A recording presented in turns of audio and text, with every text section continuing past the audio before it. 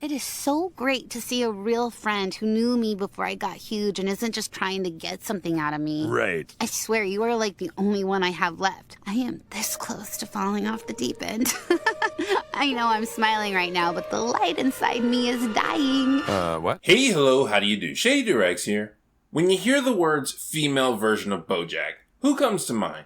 For some, it's Diane. For others, it's Hollyhock. But for me, nobody fits that description better than Sarah Lynn. This is because while some characters may share similarities with Bojack, nobody's mindset and attitude was influenced more than Sarah Lynn's was. Sarah Lynn first met Bojack when she was 4 years old as a co-star on Horsing Around. During that time, she took a shine to him and saw him as a sort of role model. This was probably due to her mother appearing to not care about her at all as a person, and her stepfather having who knows what kind of relationship with her. Now Sarah Lynn has an adult figure who can give her advice and show her how to live life properly. The problem is, that adult figure is 90s Bojack Horseman. Hey, you see those people? Yeah? Well, those boobs and jerkwads are the best friends you'll ever have. Without them, you're nothing. Remember that. Your family will never understand you. Your lovers will leave you or try to change you. But your fans, you be good to them, and they'll be good to you. The effect Bojack has on Sarah Lynn is not immediate. As she grows up, she tries to stay true to herself and remains a loving, caring person. However, after leaving the Horsing Around show, Sarah Lynn becomes even more famous, packing stadiums as a teen icon. This type of lifestyle slowly eats away at her. It's a time in her life where she desperately needs a friend. That's when Bojack comes back into her life. Sarah Lynn thinks Bojack came just to see her and is thrilled that someone who actually cares about her as a person is there. She makes it clear to Bojack how the fame she currently has is affecting her and how she really needs him as a friend. This, however, is 2007 Bojack.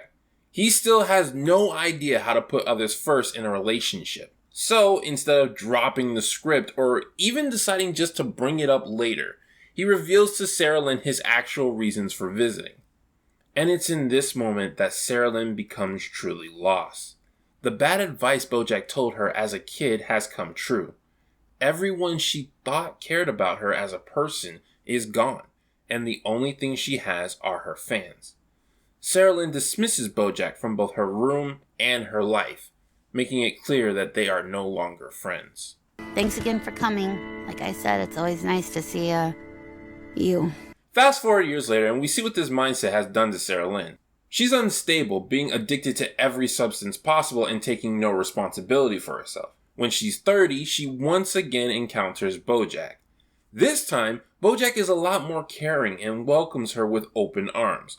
But he still doesn't know how to prioritize what a person needs in a relationship, and instead focuses on what he wants out of it. I know. She's taking advantage of me. Actually, it kind of feels like you're the one taking advantage of her. She's the one with substance abuse problems and daddy issues. Hey, we both have substance abuse problems and daddy issues. Yeah, but she came to you for help. Bojack wants to relive what Horsing Around made parenthood look like, and sets no boundaries for Sarah Lynn, fueling her already overindulged mentality. He also wants to give her the childhood he never had, going to the extreme opposite end of always saying yes. All my life, I've never been forced to confront my problems head on. No one has ever said no to me. Ever. So, is it cool if instead of confronting my problems head on, I just hide out here for a little bit? Yes, you can move in with me. When all is said and done, Sarah Lynn leaves Bojack's place the same way she entered. Bojack decides to blame society rather than himself, and just lets Sarah Lynn continue to be. We see the two interact with each other a couple of times, but for the most part, it's the same story. Sarah Lynn continues to be reckless with her life while Bojack either encourages her, gives vague warnings, or just watches while she destroys herself. Eventually, their lives lead up to one final meetup. Sarah Lynn tries to lead a sober life when Bojack calls her and convinces her to fall off the track. She was already desperately looking for any excuse to get off her 12-step program, and Bojack provides one for her. Sober, so good. Whew. Bojack? Hey, Sarah Lynn. You want a party? Oh, thank God. Yes! Sarah Lynn and Bojack bond in their journey of feeling sorry for themselves and putting whatever substances they can find into their bodies. Eventually, they make their way in front of a television where the Oscars are playing, and it's here that Sarah Lynn has a realization. When I was a kid, if you told me I'd win an Oscar, I never believed it. And now I've done it, and...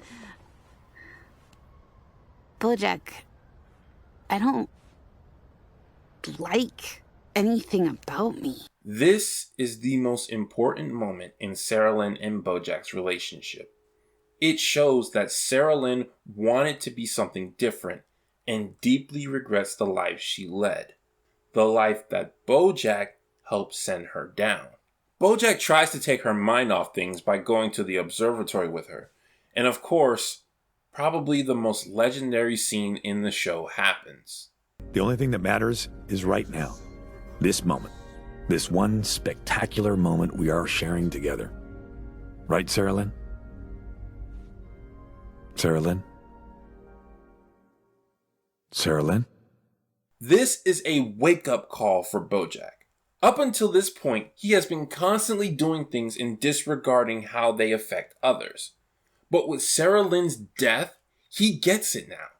He knows that what he does has an effect on people, and if he doesn't take that part of his life seriously, it can lead to something like this. I kept thinking, I did this to her. And everyone was just standing around like, well, this was bound to happen, but it wasn't bound to happen. Bojack goes on with his life, and it appears the lesson sinks in. At first, he tries to run from it all, believing that anyone looking up to him would just result in another Sarah Lynn.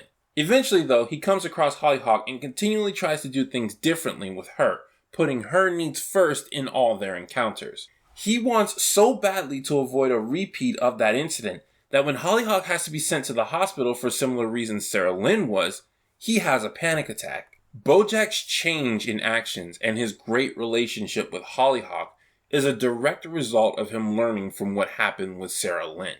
Is what happened to Sarah Lynn Bojack's fault? Ultimately, no. No one can force someone to live a life they don't want with just influence alone. But it would be naive to suggest that those who are looked up to do not have some part to play in the lives of those who look up to them.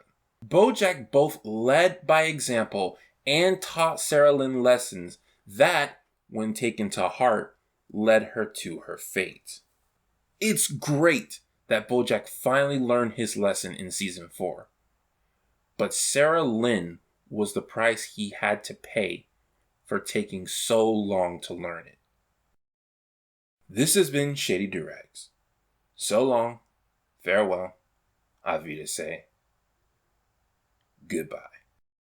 I'm at a place right now where I never need to grow as a person or rise to an occasion because I can constantly just surround myself with sycophants and enablers until I die tragically young. What? Yeah, it's pretty much too late for me. What am I supposed to do? I don't know what to do. Am I doomed?